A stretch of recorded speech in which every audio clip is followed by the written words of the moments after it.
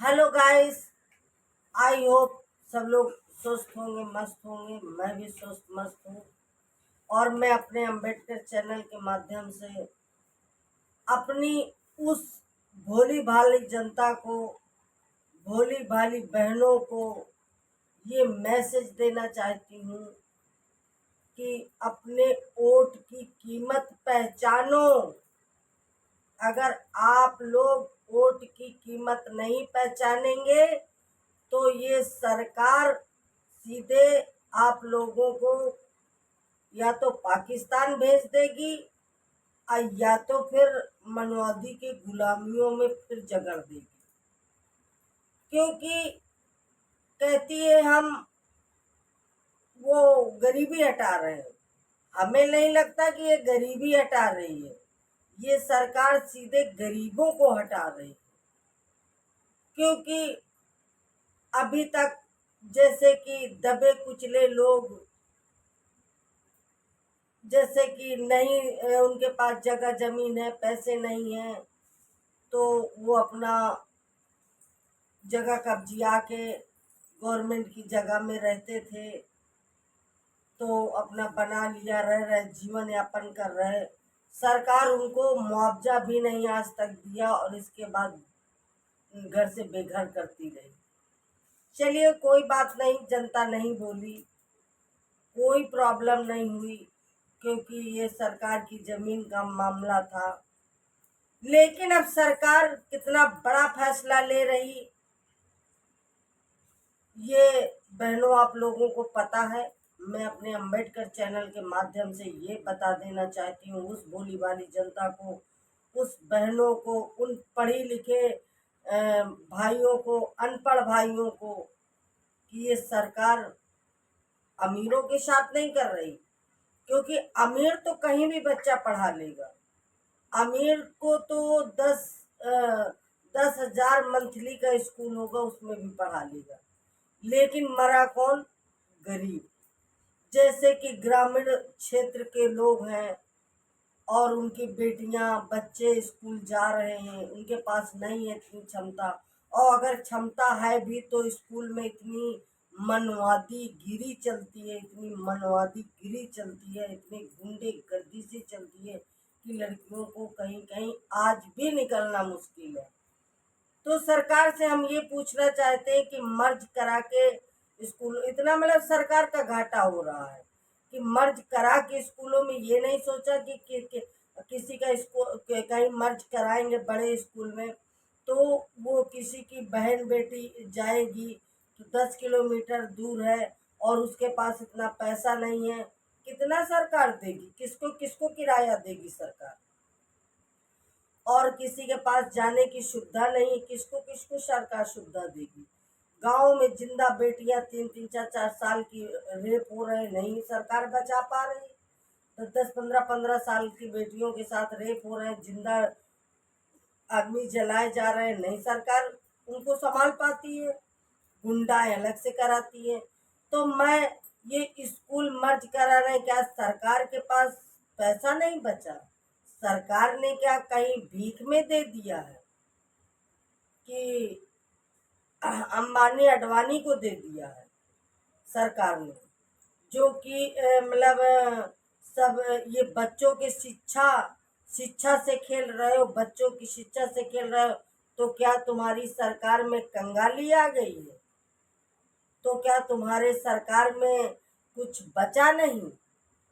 तो कहाँ फेंक आए? जो ये गवर्नमेंट का पैसा तुमने हर चीज प्राइवेट कर रखा है, तो ये क्या साबित करना चाहते हो? क्योंकि वो भी जो हमारे प्राइम मिनिस्टर मोदी जी हैं, उनका तो होने वाला है कल्याण, वो तो जाने वाले हैं, क्योंकि उनकी तो उम्र हो चुकी और 80-90 साल की उम्र हो रही है, 80 साल की। और मैं पूछना चाहती हूँ मोदी सरकार से कि क्यों बच्चों के साथ खिलवाड़ कर रहे हो? अरे उसी स्कूलों का मेंटेन कराओ, स्कूल बंद करवाओ तो प्राइवेट बंद करवाओ, जहाँ की बच्चों को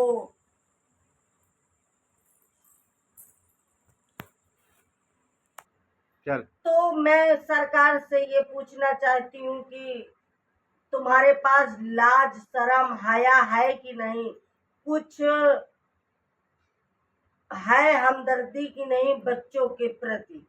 और क्यों देश को बर्बाद करके रखा है, क्यों देश को बिल्कुल टुकड़ों में बांट रहे हो, देश को क्यों बिल्कुल नीलामी पे उतारू हो।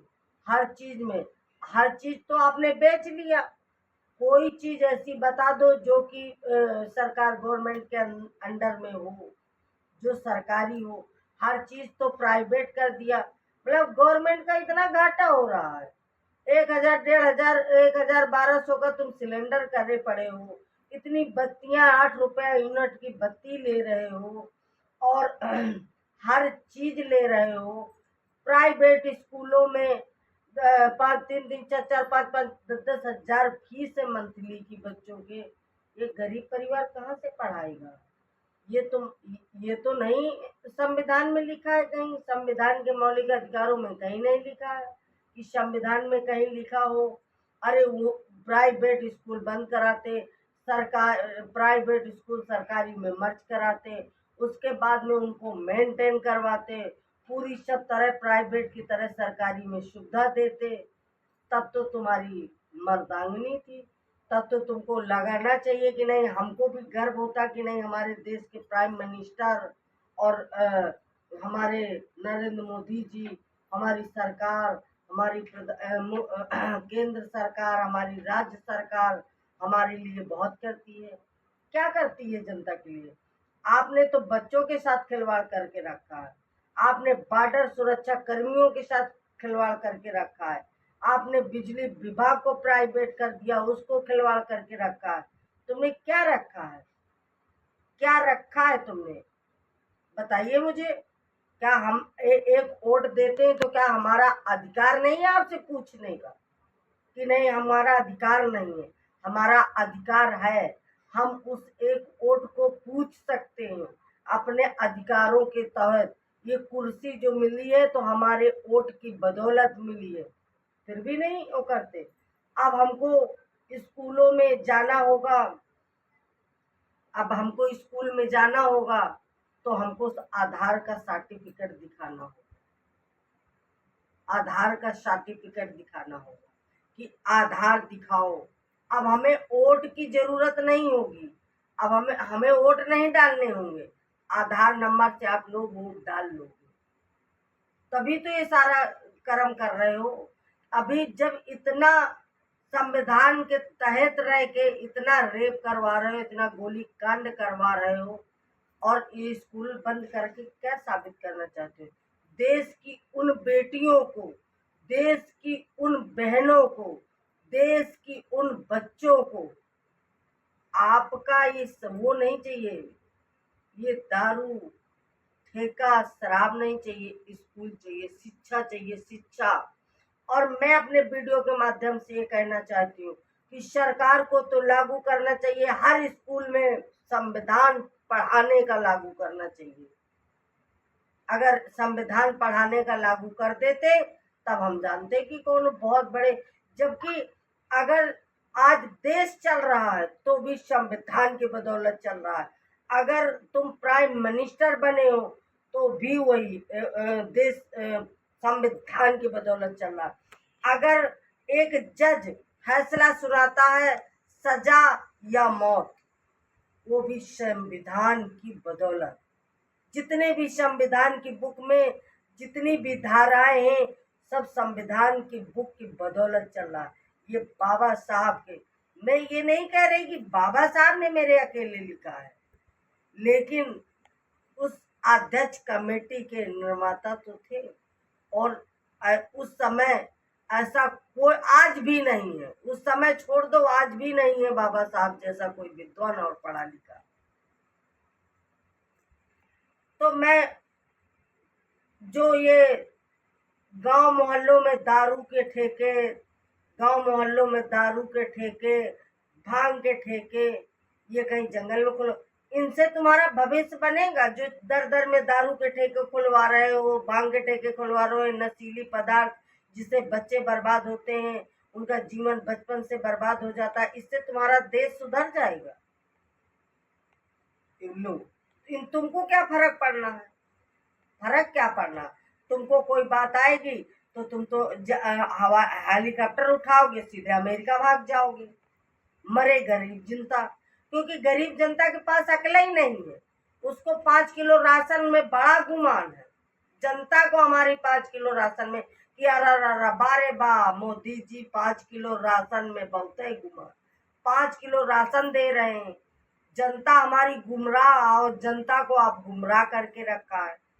लेकिन अब जनता मोदी जी गुमराह नहीं होगी, जनता को अब कोई नहीं गुमराह कर पाएगा।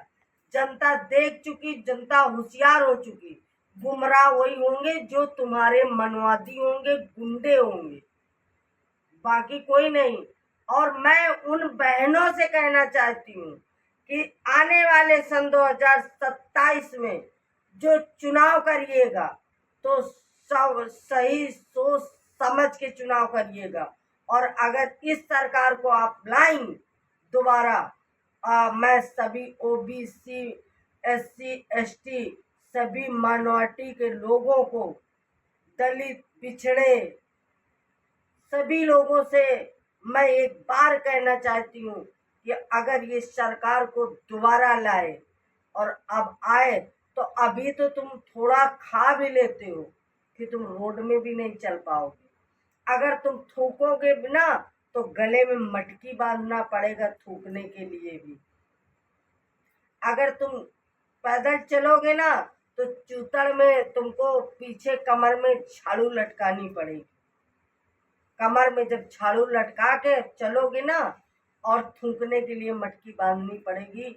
ये मोदी और योगी वो राज ला रहे हैं, और ये लोग बैठेंगे हेलीकॉप्टर में और अमेरिका भाग जाएंगे।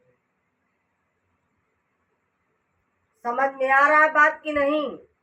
तो मैं अपने अंबेडकर चैनल के माध्यम से मैं ये कहना चाहती हूँ आप सभी जनता से,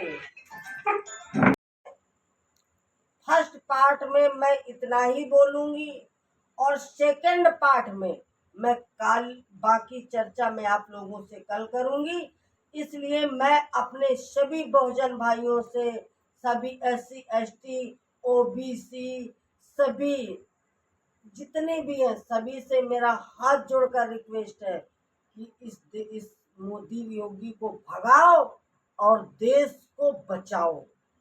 मोदी योगी को भगाओ और देश को बचाओ। और मेरा अगर वीडियो आप सब लोगों को अच्छा लगे तो चैनल को लाइक करना, शेयर करना, सब्सक्राइब करना, और ये वीडियो को मोदी योगी तक पहुंचाना। मैं नहीं डरती। जय भीम, नमो बुद्ध।